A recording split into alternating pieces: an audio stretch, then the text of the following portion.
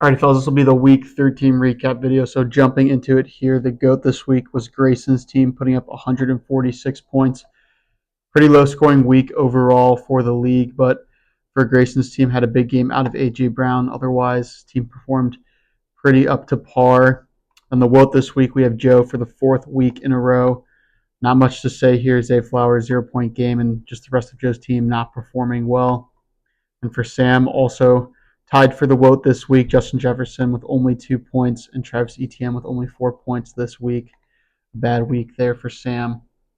Looking into the matchup results here, in the first matchup, Mahomes Magic Show takes down Lisan Al-Gaib from my team. Just a bad week. Amon-Ra St. Brown got hurt early in the Thanksgiving game. He put up 0 points in that one, and then already touched on Joe's team, but I was able to come out with the win in that one. Fortunate to play the low scorer for the week. In the second matchup, Team Eliadarani takes down one of the owners ever. Already touched on both of those teams, but Grayson able to get another win there. In the third matchup, Maggie Kitchens takes down IHOP Challenge for Cal's team. Big game out of Bijan, big game out of the Seahawks defense, scoring 30 points. Needs Lamar to figure it out here as we approach the playoffs. He had another bad game.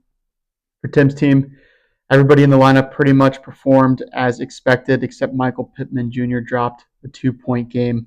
Not enough to get the win there for Tim.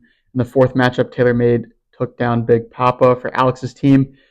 Puka Nakua and Jonathan Taylor have come back to earth a little bit. And then for Big Papa, got a big game out of Zach Ertz. Only got 5 points out of Saquon and no Drake London for Kless in that game. He's going to be hoping to get him back for this regular season finale this week. And then at fifth matchup, I have given up, took down Colt 45s. Kerr's team, basically everybody scored as projected. And then for Colt 45s, no one popped in his lineup this week. And also, big note here for Colt's team, Christian McCaffrey with a bye in this upcoming week, and it is a big week for his team.